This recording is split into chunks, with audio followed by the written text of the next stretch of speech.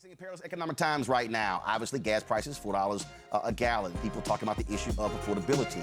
On camera, he knows that Gucci Mane security is off-duty police. Right. He was willing to just be a symbol so that he could have ownership over his name. He was constantly at war with the executives at the record label. Welcome back to another episode of BUA. I'm your host, Haru Adamu. Here we talk business, politics, war, love, and everything in between.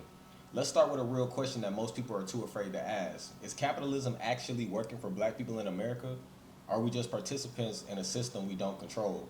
John Hope Bryant, who's been pushing for financial literacy and ownership for years, but behind the conversation, there's a deeper reality. We're facing perilous economic times right now. Obviously, gas prices, $4 a gallon. People talking about the issue of affordability. An increasing number of people are talking about the widening wealth gap in this country between the haves and the have-nots. The question is, does capitalism actually work for non-rich people? Well, John Hope Bryant, the founder of Operation Hope, says that, guess what? There's a thing called capitalism for all. This is a copy of this cover of his new book, titled that, and he joins us right now. All right, John, glad to have you here. It's interesting because just the other day, there was this conversation that was taking place on Joe Budden's podcast, and they were having this discussion regarding Jay-Z and capitalism, and Mark Lamont Hill was talking about that. He made the point that he doesn't believe that that there should be billionaires. Other people have said that when you have billionaires in this country, that means that other people have suffered in order for them to get to that point. We see this wealth gap in this country. An increasing amount of this nation's wealth is in the hands of not even the top 1%, but the top, 0.01%. And so, but you make the case capitalism for all. Explain. Honored to be with you, Roland. Look, Lamont Hill is not wrong. Capitalism and democracy are horrible systems, except for every other system. I've been to 100 countries, man, and there is no perfect. It's screwed up all around the world, or there is screw up all around the world. But I couldn't have gone from Compton, California, and South Central Los Angeles, and Mark Lamont Hill couldn't have gone from wherever he came from, and Button also, to be one of the top podcasts in the world with a multi-million-dollar valuation, and he's getting a salary from that, by the way, which is capitalism. And everybody watching them are able to watch it because they can afford to pay their phone bill, which is capitalism, and they're in their car listening to it, which is capitalism, and they're at home, with the utilities that work on, which is capitalism, and you're going to the nail salon, and that's capitalism. They're not doing your nails for free. And you're going to the gas station, which is these high gas prices, and that's owned by a local small business owner in your neighborhood in many cases, and that's capitalism. And, the liquor store and the drug dealer, that's capitalism. That's bad capitalism. But it's from the bottom to the top, wherever, if your day's not about God or love, your day's about money. So I think we need to stop the wrong discussion and start the right one. Let's not wasting our time arguing about stupid stuff. Even if you just work for somebody, you're using your human capital and trading that for a paycheck. And that is, because you're not doing it for free.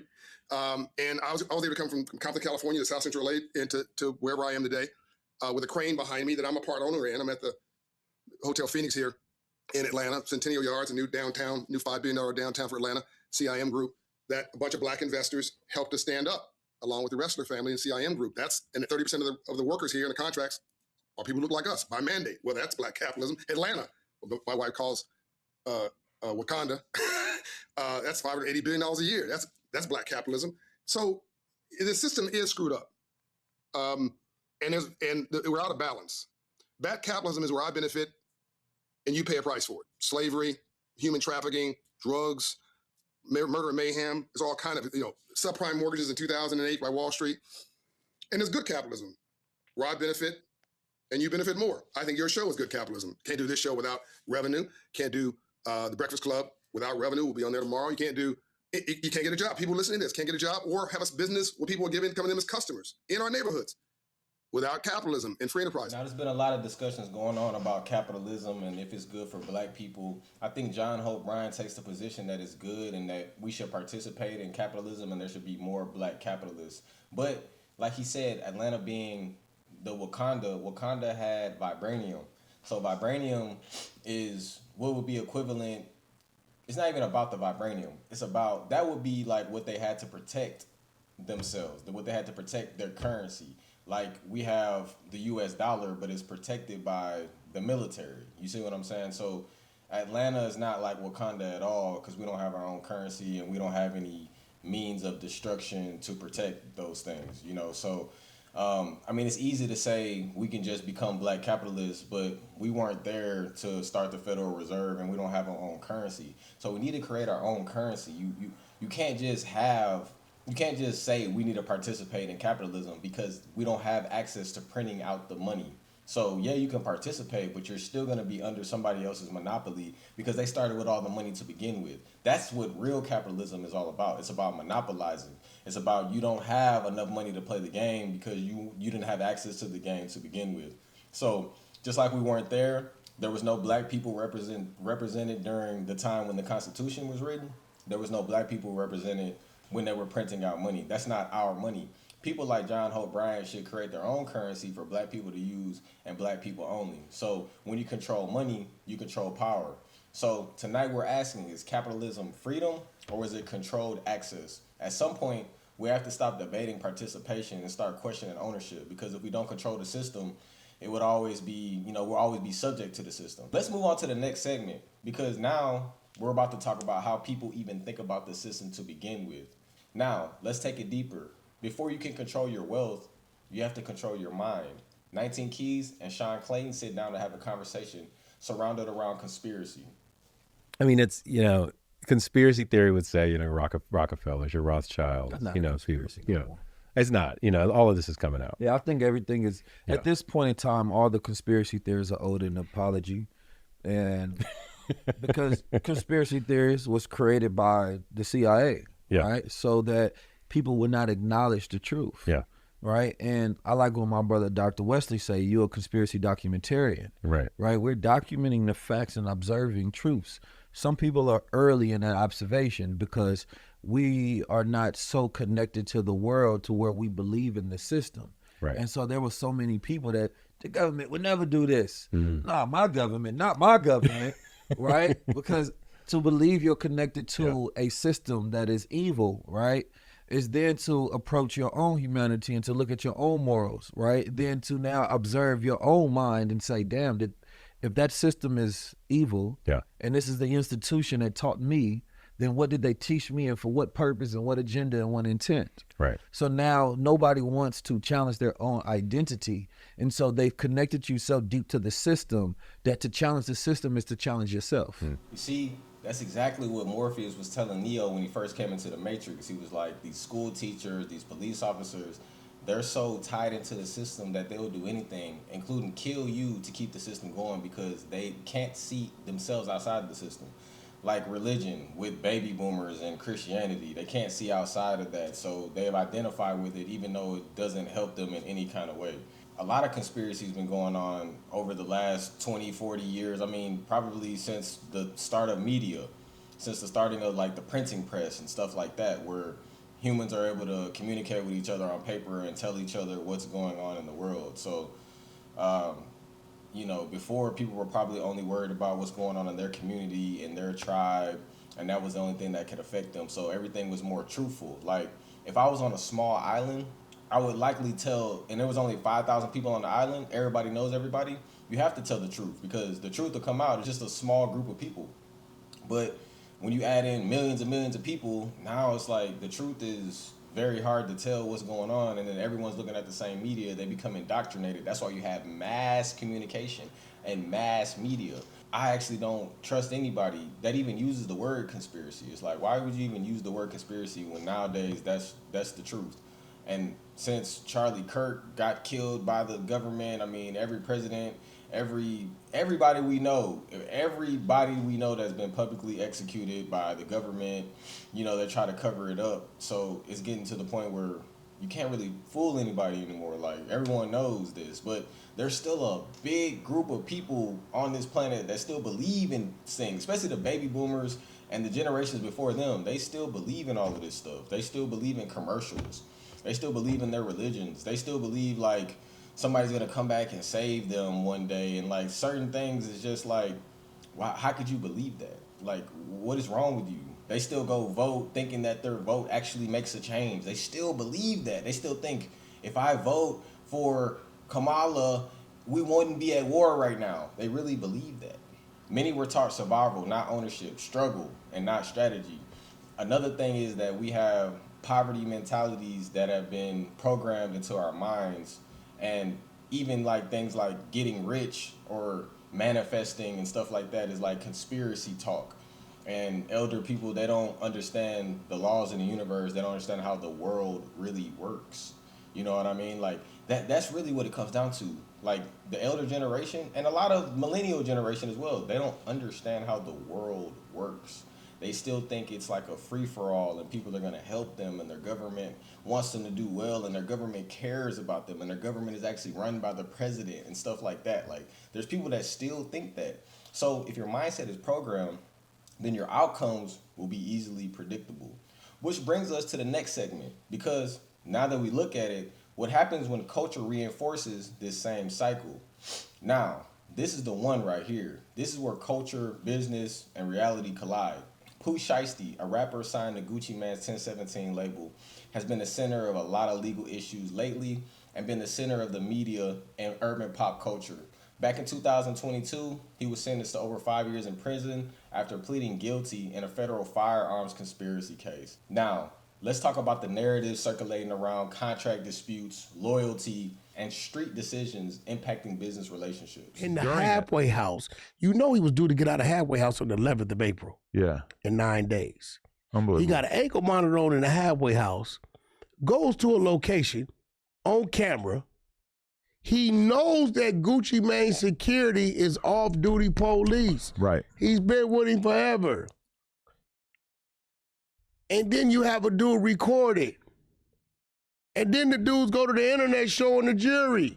Now, Pooh Shiesty, this rapper that's signed to Gucci Mane, apparently has been going viral lately, especially amongst the black community. It's been a lot of conversations on both sides on if Pooh Shiesty should have did what he did and if Gucci should have did what he did, because apparently Gucci called the police on him. He was robbed for his jewelry. They took his earrings out of his ear and unscrewed the backside of him and held him at gunpoint basically, and took all of his stuff and tried to basically make him sign a contract to null and void his contract. So he wanted to get him to sign a termination of their agreement, because who knows? I guess nobody really knows at this point. You know, it's a lot of controversy going around the topic, but I guess Gucci made a lot of money off of him, and there was some other controversy around his cousin passing away. And these are the type of mentalities that are being programmed into the young black youth, that they had to revert to the streets. And obviously he had an ankle monitor on. This dude is already on parole. Like, he has an ankle monitor on.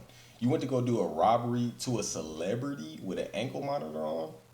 That just shows you're just clearly out of your mind.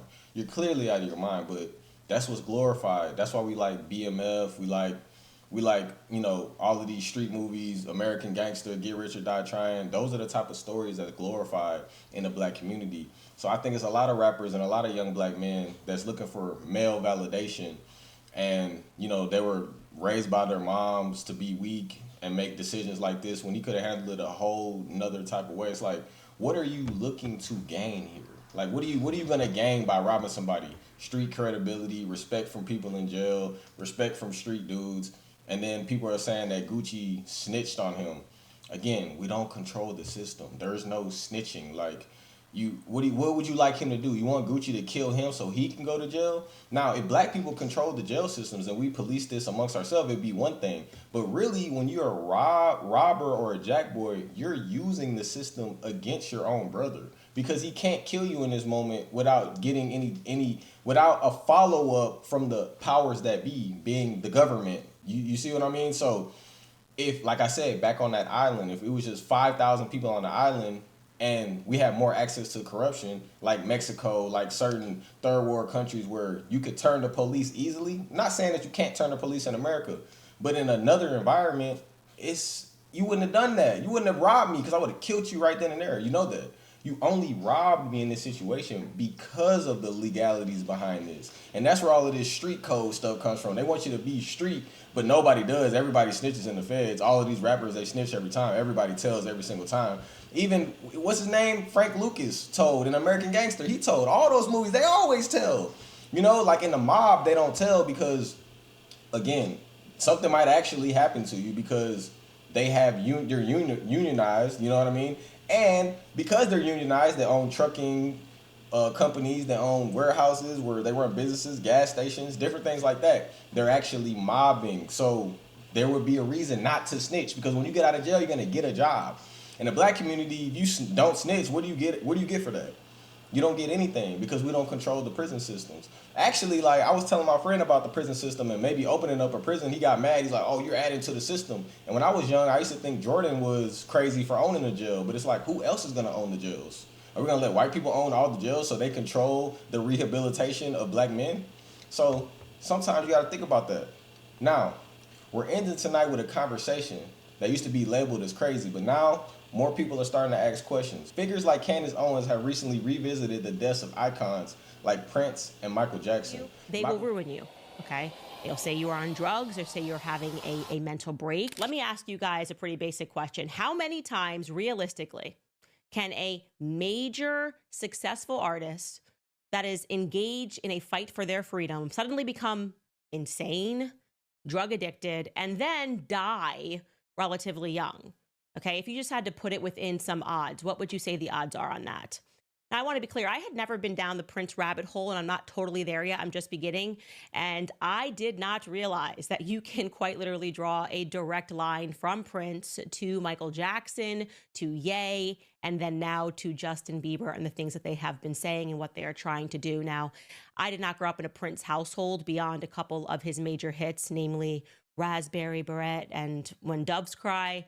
So when he died on April 21st of 2016, at the very young age of 57, I did not venture to look beyond the media headlines in terms of that story. I just registered the official story. The official story was that he died of a drug overdose, an accidental opioid overdose. This is from the New York Times. They said, quote, Prince was found dead in the elevator of his home in Chanhassen, Minnesota on April 25th, 2016.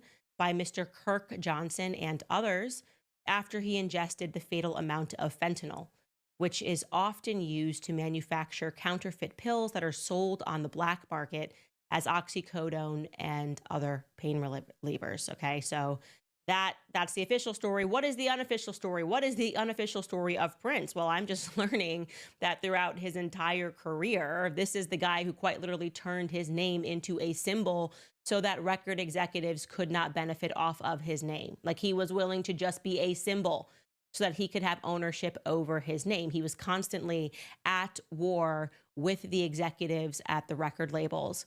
And I want to show you this clip of him discussing how he viewed record labels. This is from 2004. Take a listen.